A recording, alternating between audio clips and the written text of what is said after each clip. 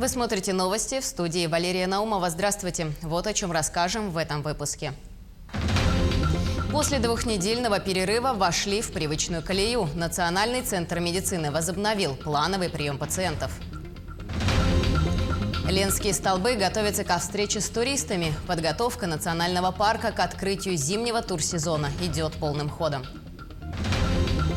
Молодой тренер нападающего нюрнбергской сборной по хоккею признали самым молодым тренером Москвы и Московской области. Прокуратура Якутии утвердила обвинительное заключение по уголовному делу в отношении 3 жителей республики. По версии следствия, в период с июня по август 2021 года обвиняемые, действуя группой лиц по предварительному сговору, осуществили незаконный вылов 103 экземпляров рыбы вида нельма и 28 экземпляров рыбы вида обыкновенный таймень. После утверждения обвинительного заключения уголовное дело направлено прокуратурой республики в суд для рассмотрения по существу. В версии следствия, в период с июня по август 2021 года обвиняемые, прибыв на моторном судне, оснащенном подвесным лодочным мотором из города Якутска Гулунский район, действуя группой лиц по предварительному сговору, используя не менее 15 сетей, осуществили незаконный вылов 103 экземпляров рыбы вида нельма и 28 экземпляров рыбы вида обыкновенный таймень. Обвиняемые также незаконно добыли 570 экземпляров рыбы вида сибирский осетр ленской популяции, принадлежащих видам, охраняемым международными договорами Российской Федерации. В ходе обработки ими Сулова извлечена икра общим весом около 217 кг, которая вместе с рыбой перевезена в город Якутск для последующей реализации. Общая сумма, причиненная водным биологическим ресурсам, составила более 104 миллионов рублей. Перейдем к эпидобстановке. За сутки в республике выздоровели 2792 человека. Госпитализированы 95 человек с COVID-19, в том числе 21 ребенок. Всего выявлено 2708 случаев инфицирования коронавирусом. Несмотря на увеличение количества вновь выявленных случаев заболеваний и скорость распространения инфекции, у большинства заболевших регистрируется легкое течение заболевания. Указанное обусловлено в первую очередь вакцинацией против коронавирусной инфекции. Между тем, министр ЖКХ и энергетики республики Вячеслав Емельянов призвал усилить дезинфекцию подъездов жилых домов и мест общего пользования. 349 управляющих компаний задействовано в работах. При этом закуп дезинфицирующих веществ ведется за счет местного бюджета. Обеззараживание подъездов, согласно действующему поручению оперштаба городского округа Якутск, производится раз в неделю. Контроль над выполнением работ осуществляется управами городских округов. Если у жителей есть замечания, просьба обращаться в территориальный орган управления. Обращения могут быть как и устного характера, по телефонам, в местные именно органы управления, в управляющей компании. Также, конечно же, письменно. Все, электронные почты, все это указано. Обращения отрабатываются моментально, то есть в течение часа они уже в работе. Жители, проверяют, спрашивают, дезинфекцию делаете? Да, своевременно делаем. В неделю 3 раза влажная уборка, а раз в неделю дезинфекция. Вот ручки, перила, подоконники протираем, кнопки. Национальный центр медицины начал плановый прием пациентов. С сегодняшнего дня с учетом всех противоэпидемиологических мер в республиканской больнице номер 1 Национальный центр медицины начинается работа по плановой госпитализации пациентов по всем направлениям. Возобновляет прежний режим работы консультативная поликлиника и начинается прием плановых пациентов педиатрического центра. Население может записаться через поликлиники, единую регистратуру и портал госуслуги. Для плановой госпитализации необходимо предоставить ПЦР-анализы за последние 48 часов. Напомню, что в связи с обострением эпидситуации по распространению COVID-19 плановый прием был приостановлен на 2 недели. Работа перинатальных центров переведена для приема рожениц, ковид и здоровых пациентов. Если мы 3 недели назад в помощь первичному звену амбулаторно-поликлинической помощи начали записывать взрослых кардиологических пациентов, мы принимаем также в помощь детскому населению первичному звену. Здесь получают оказание медицинской помощи дети, городские дети, которые здесь также получают по 8 профилям оказания медицинской помощи именно на амбулаторном этапе. Также на сегодняшний день в Национальном центре медицины развернуто 280 коек инфекционного профиля, и у нас работает еще 30 коек детского инфекционного отделения. К другим темам. Получить жилье станет проще.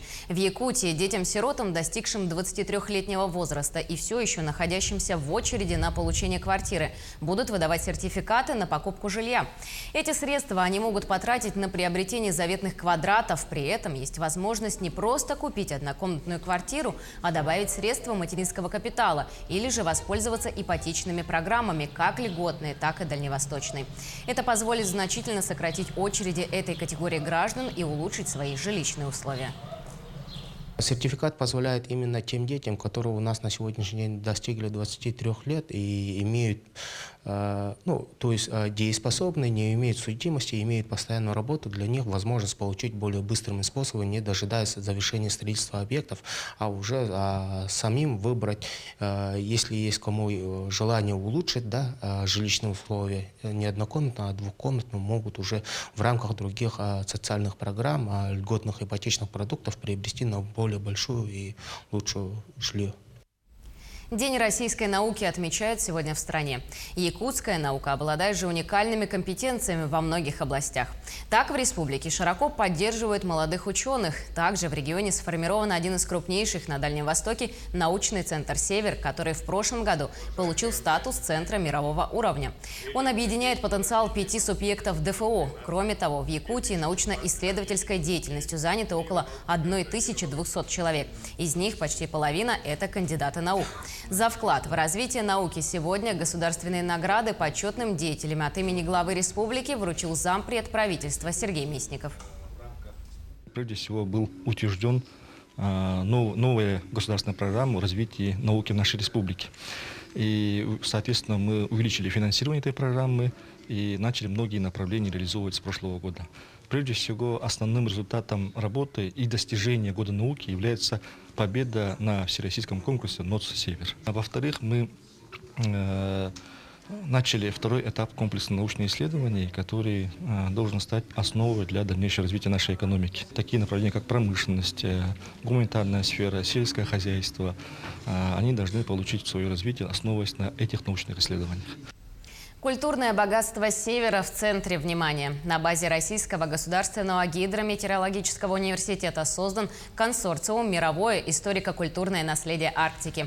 Основной целью нового объединения станет сохранение материальных и нематериальных активов, связанных с Арктикой. Это природные, архитектурные и исторические памятники Заполярья. Особое внимание будет уделено сохранению культурного наследия коренных народов Севера. Из-за труднодоступности долгие годы регион не был приоритетным для научного сообщества, но в последнее время становится больше экспедиций в Арктику. Ученые создают карты, где фиксируют самые значимые и важные для истории места. Например, на территории Якутии, на островах архипелага Делонга, это Булунский район, исследователи отметили уникальную находку. Там есть остров Жохово, на котором была обнаружена стоянка древнего человека. Возраст этой стоянки 9000 лет. До сих пор это большая загадка, что 9000 лет назад люди делали в столь широкой, высокоширотной Арктике. Там были проведены серьезные раскопки, наши как раз специалисты из Петербурга, археологи копали эту стоянку. Но до сих пор это какая-то фантастическая загадка, ничего подобного больше мы не знаем, каких примеров таких. Национальный парк Ленские столбы готовится к открытию туристического сезона 19 февраля. Подготовка объекта к открытию зимнего турсезона идет полным ходом. Государственные инспекторы парка полностью расчистили тропу и смотровую площадку. Приступили к заготовке льда для ледовых скульптур и ледовых горок, заготовили дрова для топки гостевого дома, а также произвели предварительные промеры толщины ледового покрова для пробивки автозимника Батамай-Лабадья к подножью Ленских столбов. Валентин Ясыр признан самым молодым тренером Москвы и Московской области. Воспитанник знаменитого нерюнгринского тренера Михаила Вышеславцева, неоднократно приносивший своей команде яркие победы, сейчас больше радуется новым победам своих подопечных. С подающим надежды тренером поговорила Тамара Игнатьева. Опять Валентин Ясыр опасно входит в зону. Разворачивается, но будет расставляться. 10 секунд до конца. Бросает сам. Гол! Гол! За 8 Сборная секунд. Нерюнгринского района выходит вперед за 8 секунд до конца. Без стремительного и напористого Валентина Ясыр, крайнего нападающего нерюнгринской сборной по хоккею, победа в спартакиаде по зимним видам год назад была бы не такой яркой и эффектной. Сегодня Валентину только 20, а он уже признан самым молодым тренером Москвы и области. И как тренер Ясыр тоже показывает неплохие результаты. Накануне его подопечные, команды ребят 2010 года рождения, приняли участие в первенстве Московской области и завоевали призовые места. Занимаюсь в основном воспитанием молодого поколения хоккеистов для дальнейшего их развития не только как игроков, но и как и личностей. Пытаюсь из них воспитать будущих порядочных людей. Со своими подопечными, по словам Валентина, он быстро и легко нашел общий язык, ведь сам не так далеко ушел от них по возрасту и прекрасно понимает их проблемы. Воспитанники же молодого тренера прекрасно знают, что игру делают в первую очередь упорные тренировки, а вот насколько они будут эффективными, во многом зависит от наставника. Как и в жизни, так и в карьере тренера он тоже очень добрый. Может поддержать, смотивировать или помочь в трудную минуту, если у нас что-то не получается, в упражнениях, в тренировочном процессе и так далее. Мне и нашей команде такой тренер очень нравится. Сам Валентин попал в хоккей в 4 года, когда мама привела его на каток для физической нагрузки. Мальчика лед так затянул, что со временем хоккей стал частью жизни.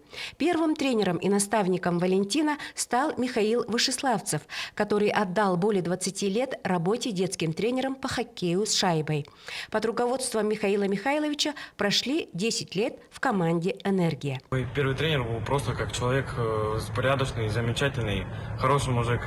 В первую очередь он воспитал меня как человека, как личность, как настоящего будущего мужчину-защитника. Я ему очень сильно за это благодарен. К сожалению, я не смог ему это в свое время сказать, но так как он ушел с скоропостижной жизни. Я думаю, он бы гордился мной, то, что я связал свою жизнь со своим любимым делом. Валентин вот уже 5-й год живет в Москве. Сначала он продолжил играть в хоккей, нашел команду. Спустя время ее тренер предложил парню попробовать себя в роли наставника.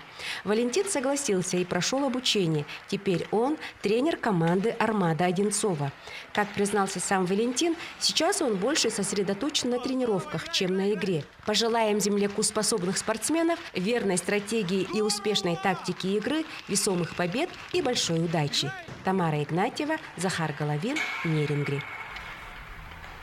К этому часу это вся информация, но наши корреспонденты продолжают следить за развитием событий. Оставайтесь с нами.